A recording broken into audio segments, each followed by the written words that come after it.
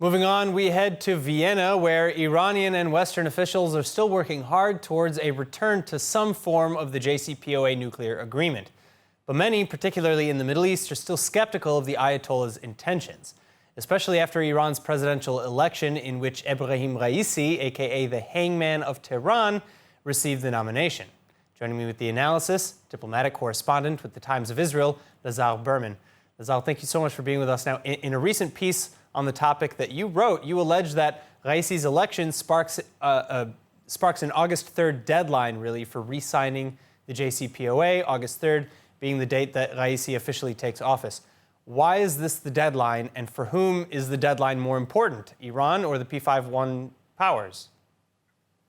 Sure. So it's a deadline because Rouhani is still in office. So he's the president who is finishing his second four-year term, and he will be in office until August 3rd. Now, I believe that the Supreme Leader, Ali Khamenei, has been slow-walking the talks to reach this time where he can now accelerate the negotiations. And what he wants to have happen now is for the deal to be finalized while Rouhani is still in office. That way, the moderate camp can be blamed for any concessions made to the West. And over the next few months, as America starts lifting sanctions and Iran's economy starts getting back on track, Raisi and the new administration can start reaping the benefit in terms of popular support and start winning over a country that elected this new president with the lowest turnout in history. So this is really an Iranian deadline, but of course, if it's an Iranian deadline, then it turns into a deadline for the West as well.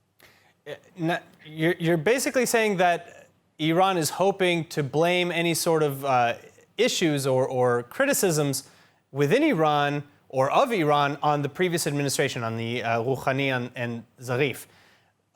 Does that extend to the potential for intentional breaking of the deal? Well, I don't think that Iran intends to break this deal. I think that the Supreme Leader and the camp that many call the reformists, but they're not reformists in any way. They're Republicans who believe that Iran needs to have constructive relations with the outside world. The Supreme Leader believes or deeply is convinced that this camp is correct, that Iran's future depends on it having an economy that is tied to the world. And the way to do that is to get back into the JCPOA and to have America remove sanctions. So I believe that Iran is dedicated to getting back into this deal and intends to do what it must to make that deal happen in the next couple of months, because Iran's future in terms of its economy and its ties with the outside world depend on getting back into it. All right, what happens if a deal is not signed by August 3rd? Does that mean it's essentially dead? It really does, in my opinion. I cannot imagine that this new administration, the Raisi administration, obviously much more conservative, hardline, and I would say revolutionary, is going to be willing to make the concessions that the Rouhani administration was not willing to make, and certainly not in the first few months. Now, while those two sides, Iran and the West, are far apart, Iran is going to continue to be doing what it has been doing over the recent months, which is accelerating its enrichment and starting to intentionally and very publicly open up other nuclear-related activities.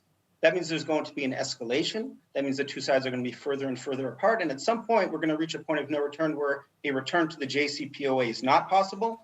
Any sort of nuclear deal will have to be a totally new one, and that will, of course, take months and probably years to get back to.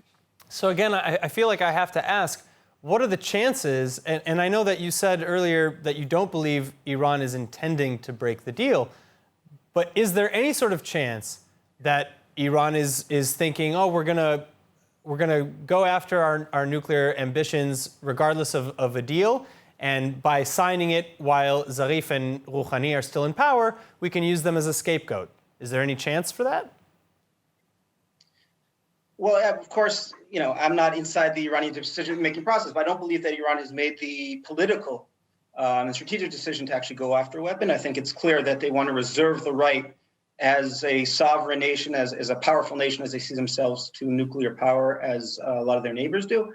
And of course, they want to keep moving toward that possibility if ever they do decide to move toward breakup. But I don't think a decision has been made to go for a weapon. I think, as I said, the most important interest now is to get the economy back on track, to relieve some suffering on the middle class, which is shrinking drastically, And any sort of future drastic moves, like deciding to move toward a nuclear weapon, can be made down the road. And I would also add that it was very important for the Supreme Leader to get Raisi into power, and he was willing to oversee the cancellation of moderate candidates because he's starting to think about his succession. He's 82 years old now, and he wants to handpick a successor and maybe even make drastic changes to the structure, to the political structure of the Islamic Republic. All right, Lazar Berman, thank you so much. Thank you.